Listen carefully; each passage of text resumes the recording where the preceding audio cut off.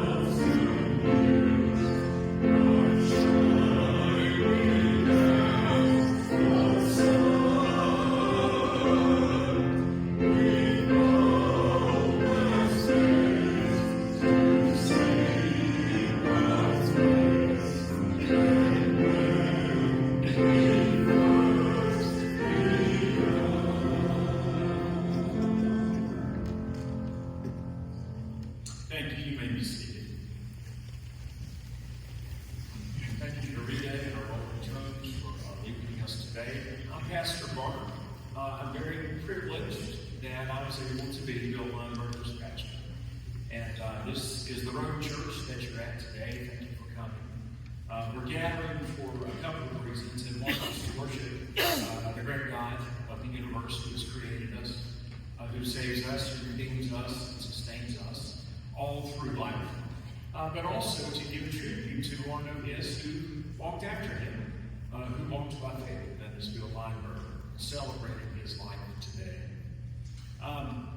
And so it's our Christian belief, if you are of the faith, you know this, that at the end of this life, when our flesh and blood, our physical bodies fail and end, the soul, the very essence of who God has created us to be, does not die with it, but instead it returns back to the home from which God sent us into this world. And so we celebrate today for that reason, the gift of everlasting life and eternity and resurrection. I want to read for you some blessed words of assurance that Jesus spoke in teaching, talking to people in his 3 years of ministry. He shared with people about the mysteries of God and of the universe, and he spoke about life and what God desires for us. Jesus said, I am the resurrection and the life, and those who believe in me, even though they die, yet shall they live. And whoever lives and believes in me shall never die. Blessed are those who mourn, Jesus said, for they will be comforted. Do not let your hearts be troubled, he said. Trust in God and trust also in me. For in my Father's house, and he was speaking of heaven, there are many rooms. And if I go and prepare a place for you, I will go and then come again to take you to myself, so that where I am, there you will be also. Jesus said, peace I leave with you, my peace I give to you. So do not let your hearts be troubled, and do not let them be afraid. Jesus said, come to me, all of you who are weary and heavy burdened, and I will give to you rest. If you take my yoke upon you, you will learn from me that I am gentle and humble in heart, and you will receive rest for your souls. Jesus said, I am the good shepherd, and the good shepherd lays down his life for his sheep. And I am the gate, and whoever enters in through it will be kept safe. For I have come that they may have life and have it abundantly. Let's bow our heads together for an opening prayer. Almighty God, we gather today here in a heavy moment, grieving the loss of one that we love, who has gone before us now to be with you. And we acknowledge our loss, our human loss. Lord, help us by your grace during this time, by your presence through your Holy Spirit, that even in pain we may find comfort, that in sorrow we may even see hope, and that in the midst of death we may view resurrection. For it's in the name of Jesus Christ our Lord we pray. Amen.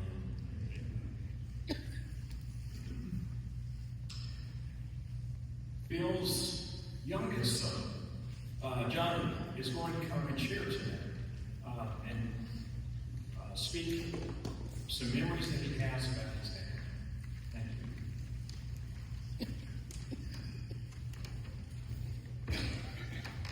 you.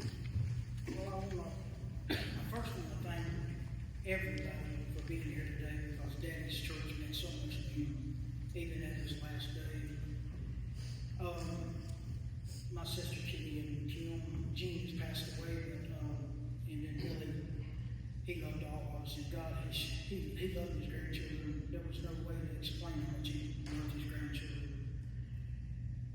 And me and Billy spent 30 years of our early part of our life following my daddy and running cameras and traveling all over the world. And so last week I made a lot of phone calls to people that we had run across that were like, just name a few, Rick Hendrick and Billy Westfall and Roland Martin, Hank Parker Jr. They all started with my father, Daddy, doing producing their shows, and they found out it was cheaper than their own cameras. And we started, Victory Films started tractor pulls in the 70s, and they thought we were crazy when we first started the tractor pull with Daddy. And Daddy made it very successful. They moved us to ESPN, and then we got beat out by money. You know, we were a family operation, and he did the same thing with the monster truck shows. He started the very first monster truck with Kramer on Bigfoot, and they got together and said, we need to get more trucks. And they come out of the woodwork. Daddy started Bassmasters with Ray Scott in 1969, when they would put all the fishermen on a plane, and then they would tell them where they were going. And sometimes it would be in the same town that the plane was at, but he stayed with that till the 80s. And we did, Daddy did produce the Billy Westmoreland show, and of course NASCAR was his bread and butter that he started in 1961, the year I was born. They had their anniversary, their 50th anniversary, and they come to Daddy and they bought Daddy out. They wanted the old footage, and that was a big deal for my daddy. Had always told me and my brother, said one day they're gonna buy my footage, it's gonna be worth something, and they did. And And it led to me, to my career of going and working for NASCAR after I left Victory. And but when I made all those phone calls, a lot of the men that were the owners at that time, they would pass away, but their sons or their daughters were running it, and they told me that they wouldn't have had a job if it wouldn't have been for my dad getting them started on TV, and that was really cool. Last night about 10 o'clock, I got a phone call that probably meant more to me than with Daddy, because Daddy, it didn't matter who he was, he treated everybody equally. But Franklin Graham called me. I went to Africa for 3 days for Arthur Smith, and Franklin said he had heard that Daddy had passed away and heard he was a good man, and that probably was the biggest phone call I ever got. And then we got, I know he's going to get mad at me, but Mr. Harold Wiggins that we shot stuff for, he come a long ways to come show his gratitude to Daddy, and that means the world to us too.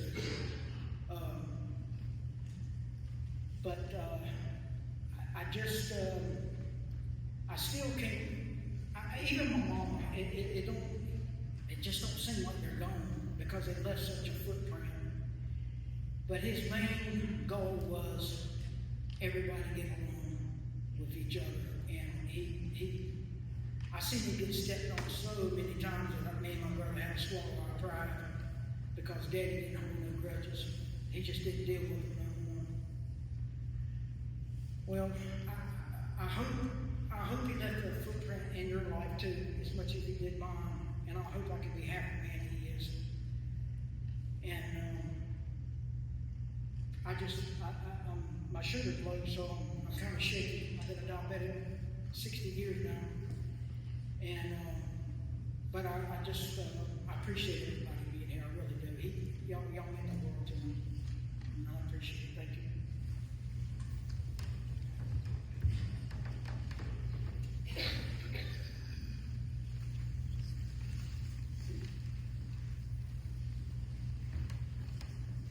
Thank you, Johnny, for sharing. Appreciate that very much. Very much. Yeah, one of the most known scriptures in the Bible is the 23rd Psalm, known as the Shepherd's Psalm. And if you listen to it, though it was written hundreds of years before Jesus came into the world, it describes him beautifully. It is written on the back of your program. If you'd like to join along in reading it or just listen, reminds us of God's presence with us as we walk by faith all through this life, in the good times, in the bad times, in the challenges, in the deep valleys, and in the end, how he walks with us and pursues us. It says, "The Lord is my shepherd, I shall not want. He maketh me to lie down in green pastures. He leadeth me beside the still waters. He restoreth my soul. He leadeth me in paths of righteousness for his name's sake. Yea, though I walk through the valley of the shadow of death, I will fear no evil. For thou art with me, thy rod and thy staff, they comfort me. Thou preparest a table before me in the presence of my enemies. Thou anointest my head with oil, and my cup runneth over. Surely goodness and mercy shall follow me all the days of my life, and I will dwell in the house of the Lord forever." Thanks be to God. Amen. Well, for someone as world experienced and well-traveled as Bill Lineberger, one of the songs that was his favorite, especially when it came to faith, was a very simple but poignant one that many people know. And so I'll ask you to stand again. We're going to sing "Jesus Loves Me," and the words are on the screen.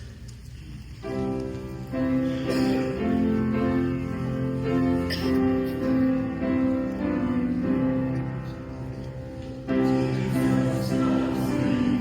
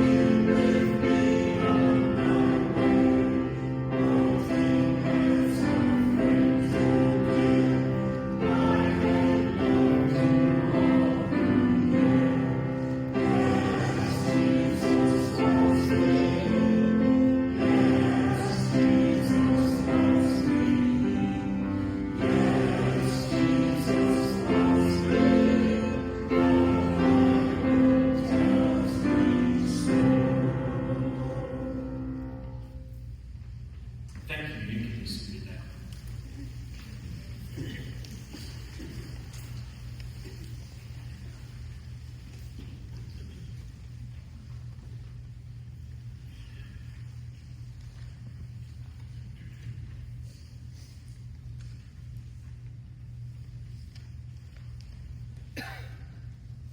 I want to pray for the family, and I want us to pray together the Lord's Prayer. We'll do that prayer. It'll be on the screen after I have my prayer, but if you all will join me, please bow your heads.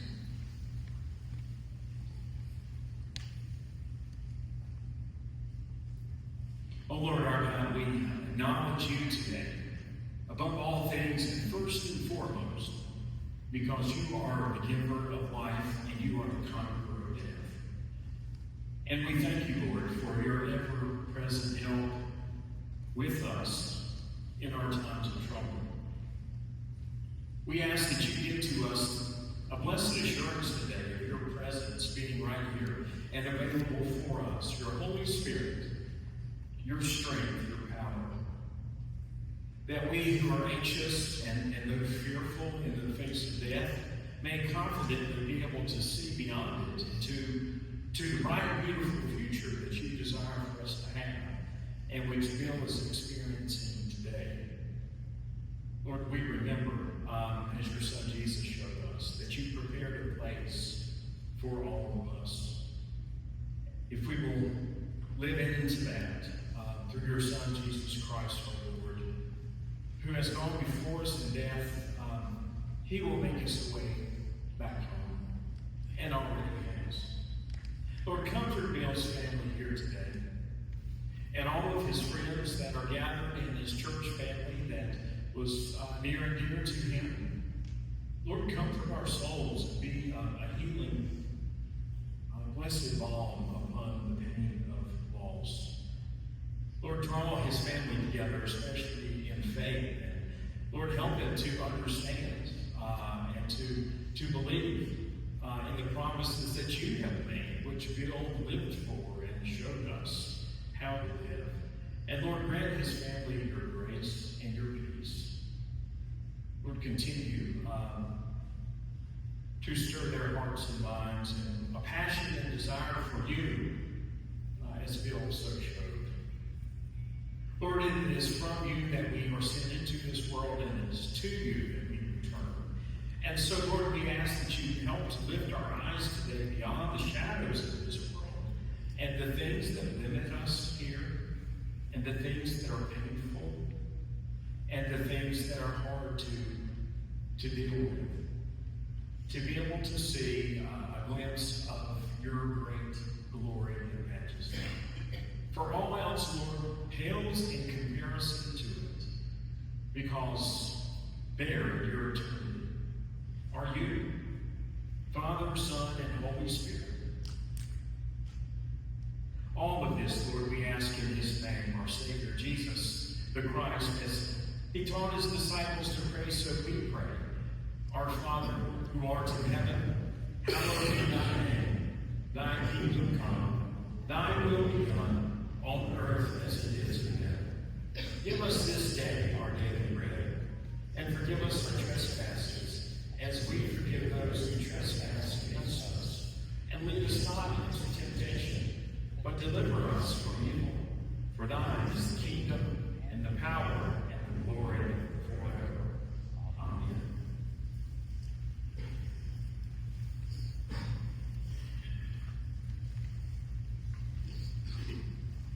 I'm going to read a passage from Romans today, chapter 8. I'm going to read beginning with verse 18 and going through 39. And these are the words of the Apostle Paul, an apostle of Jesus Christ, talking to the church about the mysteries of the unknown and of heaven. And he writes, I consider that our present sufferings are not worth comparing with the glory that will be revealed to us. For the creation waits in eager expectation for the children of God to be revealed. For the creation was subjected to frustration, not by its own choice, but by the will of the one creation itself would be free and liberated from its bondage to the decay around us, brought into the freedom and the glory of the children of God. And we know that the whole creation has been groaning, as in the pains of childbirth right up to the present time. Not only so, but we ourselves who have the first fruits of the Spirit groan inwardly as we eagerly await for our adoption to sonship, the redemption of our bodies. For in this hope we were saved. But hope that's seen is really no hope at all. Who hopes for what it is that they already have? But if we hope for what we do not yet have, then we will wait patiently. In the same way, the Spirit helps us in our weakness. We do not know what we ought to pray, but the Spirit himself intercedes for us through groans when we have no words. And he who searches our hearts knows the mind of the Spirit, because the Spirit intercedes for God's people in accordance with the will of God. And we know that in all things God works for the good of those who love him, and who have been called according to his purpose. For those that God foreknew, he also predestined to be conformed to the image of his Son, so that he might be the firstborn among many brothers and sisters. And those he predestined, he also called, and those he called, he also justified, and those he justified, he also glorified. And so what then shall we say in response to all of these things? If God is for us, who can be against us? He who did not spare his own Son, but gave him up for us all, how will he not also, along with him, graciously give to us all things? Who will bring any charge against those whom God has chosen? It's God who justifies. Who then is the one who condemns? It's no one. Jesus Christ who died, and more than that was raised to life, is at the right hand of God and also interceding for us. So who shall separate us from the love of Christ? Shall trouble or hardship or persecution or famine or nakedness or danger or sword? No, as it is written. And Paul quotes Psalm 44:2. For your sake we face death all day long, and we are considered to be a sheep for the slaughter. But know in all of these things we are more than conquerors through him who loved us. For I'm convinced that neither death, nor life, nor angels, nor demons, nor the present, nor the future, nor any powers, nor height, nor depth, nor anything else in all of creation will be able to separate us from the love of God that is in Christ Jesus our Lord. And that is the word of God for the people of God this day. Thanks be to God. Amen and amen.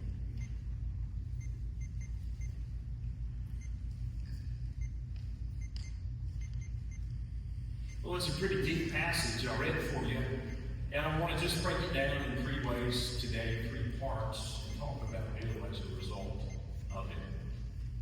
And the first truth that comes out of it for us in those first verses, 18 through 25, is simply that our future glory far outweighs our current sufferings.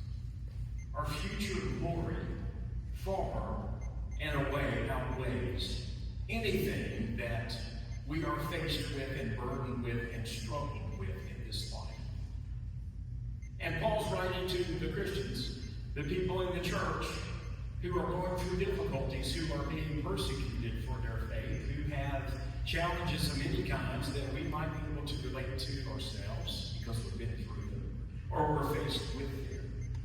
But there are many greater things that none of us have faced before that they were challenged with, and they were challenged to stay faithful to God in the midst of great hardship and difficulty. It's difficult, isn't it, to give up when the going gets tough, so to speak. What's the old saying? When the going gets tough, the tough get going? Well, Paul is writing to say, as you walk by faith, know that your toughness is going to be repaid repaid to you in a way, in a place that is not of this world. And that's good news for us to hear. You know, I remember especially when I was young and I got impatient with things because they didn't move along at the clip or at the pace that I desired for them to, or as I expected them to. I learned rather quickly, well, that's just too bad. And you have to learn over time, and hopefully I'm getting wiser in my late 50s, to learn that some of the things that I used to think were so important to happen now, well, it's better. And it's better for me for them not to happen as I had wished they had. Patience pays off in this life and in this world. If we play the long game, we will see something greater than just an immediate payout, or just scratching an itch that we have, or feeling a feeling that we want at that moment. There's something about waiting upon things and waiting upon the Lord, especially when life gets tough and we question and wonder, Lord, where are you? Why am I going through all of this? Why are you letting this happen to me? I don't get it, and I don't like it. We have to remember, it pays off the future glory that we have, despite the difficulties that we face. And I know our friend Bill, your dad, Bill, your grandfather, your great-grandfather, maybe, does he have great-grandchildren yet? No, he was in the hospital at the end of his 90-something years of life and was told that the end is coming. And he was faced with the reality of knowing that there were some tough days ahead. And that he was going to have to quit doing things and not be able to do things that he all his life had handled himself, or at least was able to do with some minimal help. And he was faced with this reality that he was, well, not going to enjoy life anymore here as he had all along. He had to be patient. He had to wait in those moments, in those weeks of being in the hospital and then getting better and then getting worse and improving a little bit. It was up and down. It was some good days. It was some bad days. It gave him time to visit with family and friends that came to see him. But he very much had to keep focused and fixed upon what was coming, the beauty of the moment of him entering through the gates of his future glory, to being able to continue on in the struggle that he faced before him. One of the things that was beautiful was his family calling to let me know he was requested to renew his baptism in the hospital. And so I was able to take some water from the River Jordan that I had brought back from the Holy Lands 6 years back. And there in his hospital bed, we were able for him to renew his faith in the Lord and renew his baptism and profess his faith in you. Because he wanted to be reminded that God was with him and that it was real. And to be assured that the Lord was going to walk with him and keep him through all of the difficulty that was in him. And it's tough seeing our loved one or those that we are friends with suffer. And yet we have to believe and trust in the Lord that in his timing all things are going to work for the good, as the scriptures say.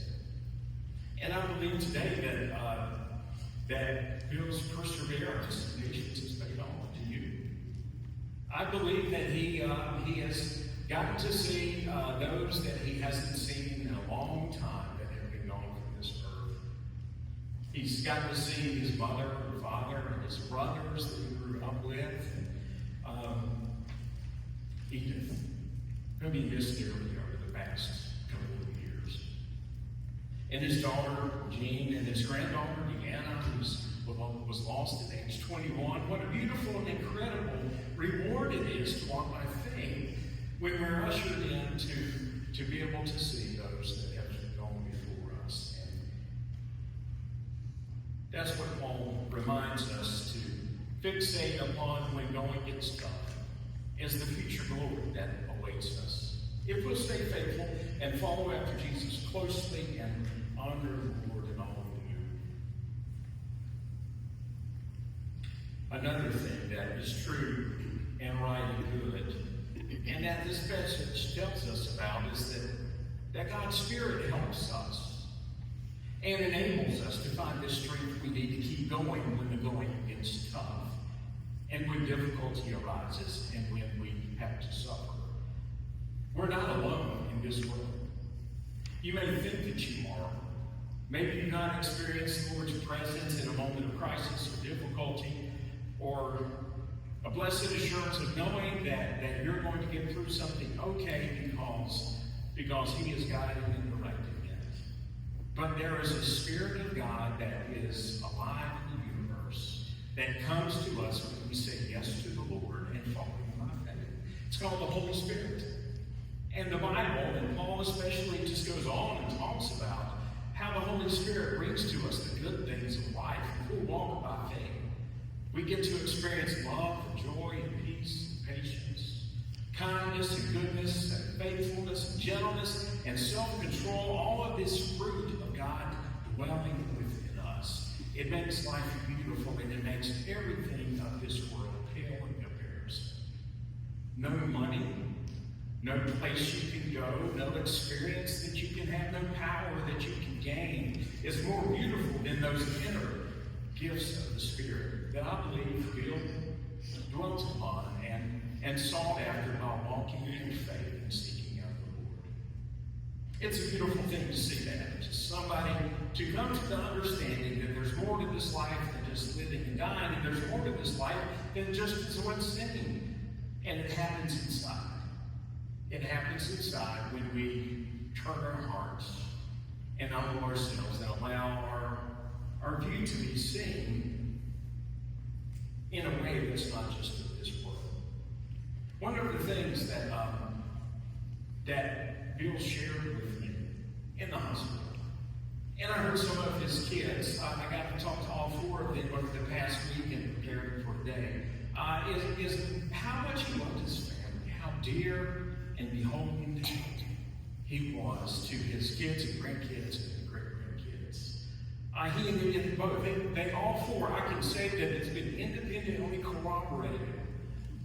That's, I guess, a reporter term. Among the four of his children that are here, and now that he loved them, and they were very blessed to have been raised by such a man as he and such a woman as he.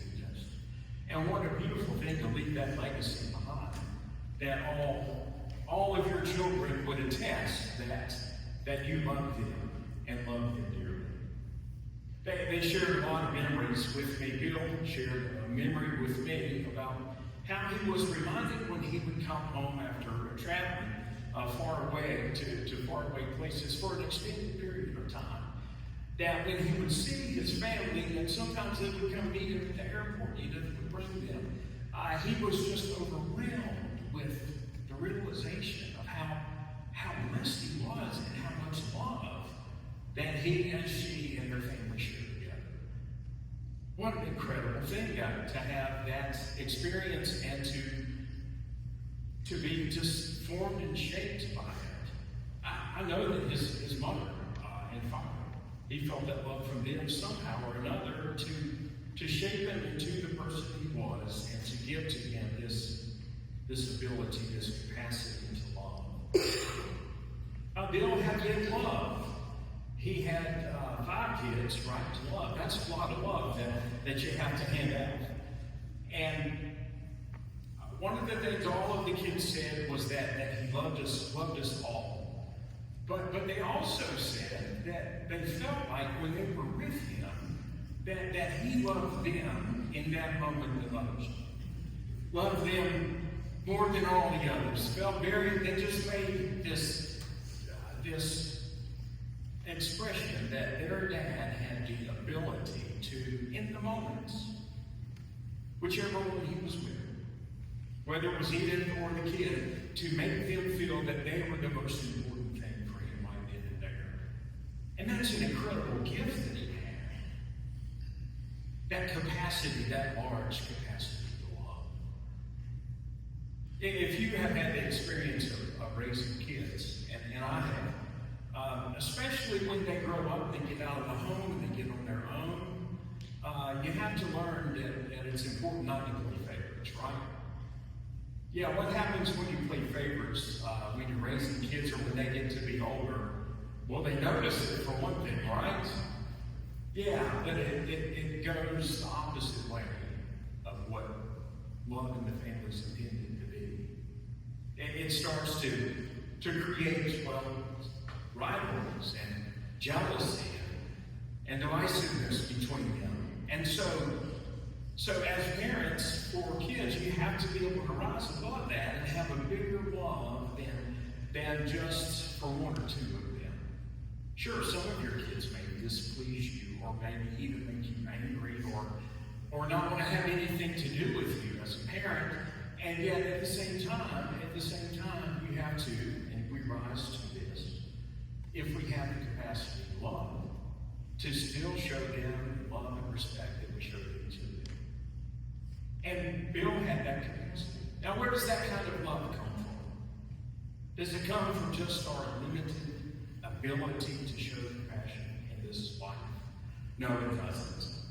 It's got to come from somewhere deeper than that, and I believe Bill's was from the greater love of God. That was a love that was greater than all of the world and includes all of the people that He has created in the world, that He looks upon and desires to have them come back to Him and to live in His love. What a great thing.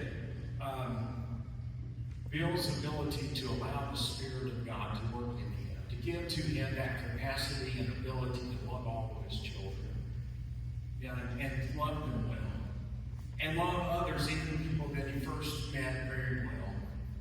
It's an incredible testimony and testament of faith, of the Spirit of God being with him.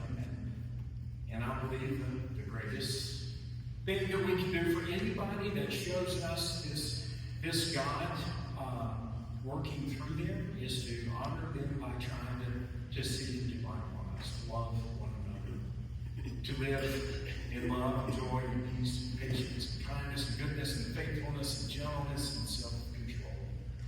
What a beautiful thing. What a beautiful testimony. That God's Spirit helps us in our difficulties and challenges in life to do things the way that God desires and not just go our own way. The last passage, verses 31 through 39, remind us that in the end it's Jesus Christ, God's Son, the Savior of the world, our Lord, that matters most of all, because it's Him that will give to us victory over all things. I don't know where Bill came up with the title or the name for the company that he started so many years ago that Johnny was talking about. Where did Victory Films come from? I don't know. It might have been from, establishing his own company and stepping away with a few others and doing something successfully on his own, being victorious in life. I don't know. I don't know if it was a vision he had or what, but there's that idea of being a champion, of winning, of overcoming the things of life that seem to drag us down or mire us in them, that we're reminded of today in this passage, because Jesus Christ is the one who is the victor in all things, even death.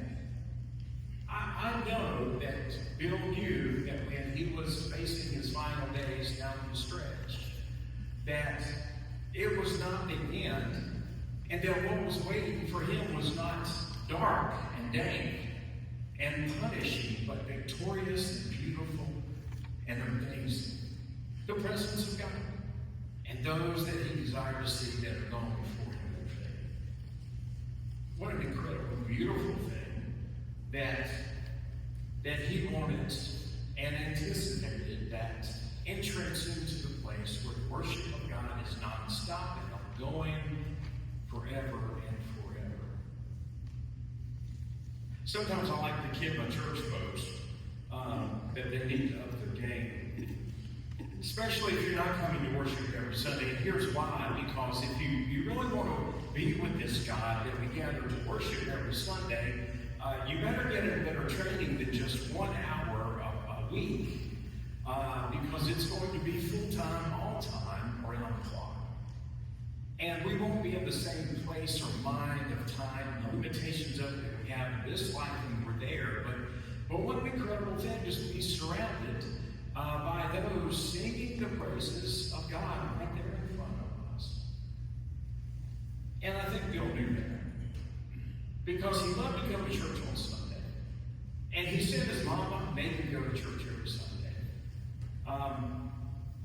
His mom was a real big influence in his faith in life. She took him, he said, first of all, to the little Presbyterian church near where they lived on Caldwell Street and what is now downtown Charlotte.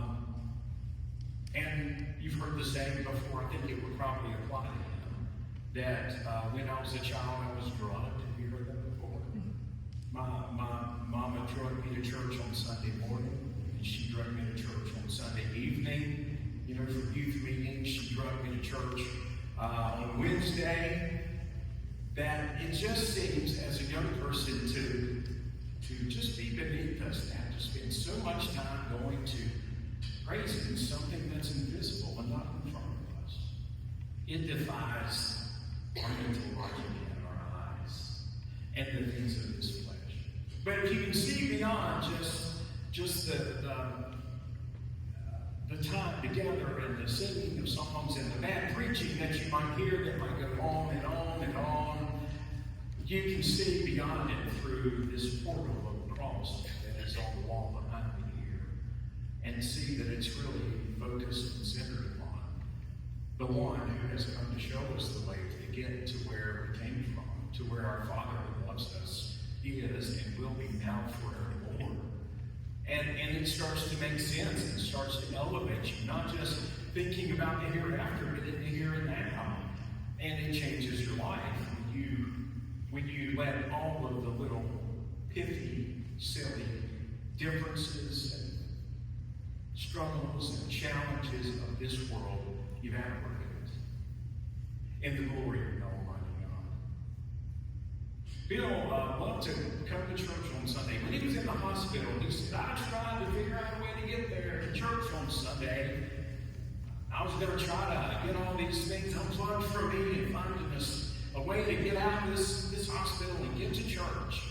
He really wanted to be back. We put a sign on one of the chairs where he used to sit on Sundays that says reserved for Bill Lineberg. So, because we wanted him to know that we missed him. And we told him that he had a seat still reserved there.